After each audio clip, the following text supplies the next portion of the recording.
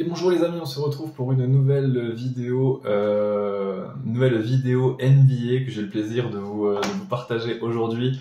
Une vidéo où il y aura 7 matchs au programme. On va rentrer directement dans le vif du sujet avec un magnifique Pacers-Wolves. Pacers-Wolves, c'est l'affiche entre deux jeunes équipes ambitieuses. Alors du côté d'Indiana, certes, on a quelques crans de retard, hein, bien entendu.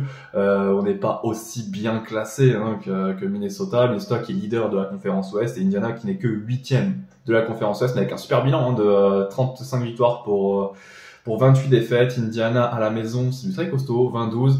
Du côté de Minnesota, 20-11 en déplacement, c'est la meilleure équipe en déplacement de la conférence Ouest, mais je vois bien Indiana l'emporter chez elle et Indiana, je sais pas si vous avez l'occasion de regarder, de jeter un coup d'œil sur le classement, de la 8e à la 4e place, c'est hyper serré. Deuxième match de cette carte Pistons-Nets. Bon, comme d'hab avec les Pistons, hein, ça va assez vite, hein, on va pas trop traîner sur le cas Pistons.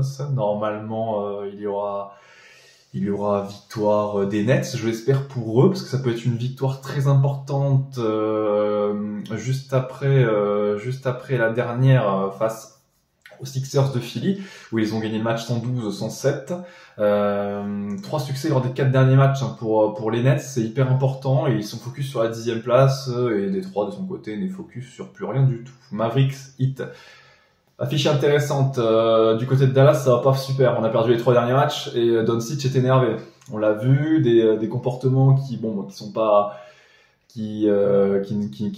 nouveaux, hein, le concernant. C'est un joueur sanguin au caractère un peu impulsif, mais là en l'occurrence il en a un peu marre parce que son équipe c'est toujours la même chose. Vous regardez Dallas sur les 2-3 dernières années, à part quand ils font finale de conférence Ouest, c'est toujours la même chose. À chaque fois, le dernier mois, ils font n'importe quoi. L'année dernière, ils ont fait 11e de conférence Ouest. Ils avaient tout perdu, tout à la fin. Et là, en l'occurrence, ils sont en train de reproduire exactement le même schéma.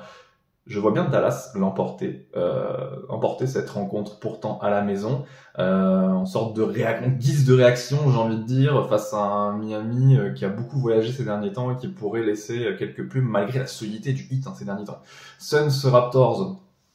Celui-ci, j'ai envie de dire, il y aura normalement pas trop photo, dans la mesure où les Suns ont battu Denver récemment dans le Colorado, hein, des Suns toujours privés de Devin Booker, mais qui ont réussi l'exploit de taper Denver dans le Colorado.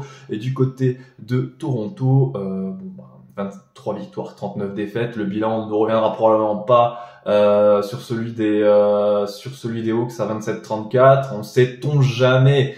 J'ai envie de dire, mais Toronto ne donne pas l'impression d'une équipe qui a envie de viser la 10e place et jouer le play-in, mais plutôt de se contenter de ce qu'elle a avec une 12e place à l'Est. Elle pourrait très bien avoir un tour de draft juteux. Pour rappel les amis, on parle avec Parion Sport en ligne, Parion Sport qui vous offre un bonus exceptionnel de 100 € en crédit de jeu non retirable, que votre pari soit gagnant ou perdant. Donc une magnifique nouvelle, et pourquoi pas aller tenter sur la première partie de la carte sur un Pacers à la maison, où la cote sera magnifique. Kings Spurs, on adore Wemby, mais ça va être compliqué mon petit Wemby là contre les Kings, malgré le fait que Sacramento est en back-to-back après son match la veille contre les Lakers. Normalement, les Kings à la maison, ça doit le faire tous les jours. Et derrière, on va enchaîner avec la magnifique affiche de cette carte, en l'occurrence, un Nuggets Celtics. Ouais, c'est magnifique, les amis. Personne pourra me contredire là-dessus. C'est l'affiche rêvée pour moi, l'affiche rêvée en finale NBA. Il aurait dû avoir cette finale l'année dernière d'ailleurs, si Boston n'avait pas fait n'importe quoi contre Miami en finale de conférence Est. Denver, en tout cas, eux, ils étaient présents et ils avaient tapé sauvagement le Heat de Miami 4-1. C'est les deux favoris pour le titre, hein, Denver et Boston. Moi, pour ma part, j'ai une petite préférence pour Denver et je pense que Denver est capable d'encore une fois d'augmenter le curseur à l'inverse des Celtics qui, pour moi, sont presque en sur-régime. Et on le sait, les Celtics en play-off, généralement, c'est pas ça. Et pour ce match, d'ailleurs, je vois Denver l'emporter dans le Colorado. Comme je le dis souvent, Denver dans le Colorado, je ne mise pas trop contre, mais il faut garder à l'esprit qu'ils ont perdu le dernier contre les Suns, toutefois. Une victoire des Nuggets. Pour terminer, Warriors-Bulls, une affiche entre deux équipes en back-to-back. Les Bulls étaient en déplacement hier face au Jazz de Utah et Warriors recevaient les Bucks de Milwaukee. Donc on reste à Golden State. Chicago est en train de bouger un peu partout. Ils étaient à Sacramento il y a 3-4 jours. Là, comme je vous l'ai dit, ils étaient dans la montagne de Salt Lake. Ils reviennent du côté de la baie de San Francisco chez les Warriors. Compliqué de bouger tout le temps comme ça. Je vois bien les Bulls en manque de rythme, enfin fatigués surtout, perdre chez les Warriors de Golden State.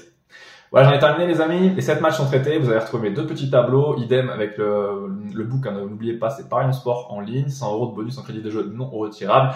Et le temps pour moi de vous rappeler que le jeu d'argent est interdit aux mineurs. Et moi, je vous retrouve vendredi. Ciao, ciao!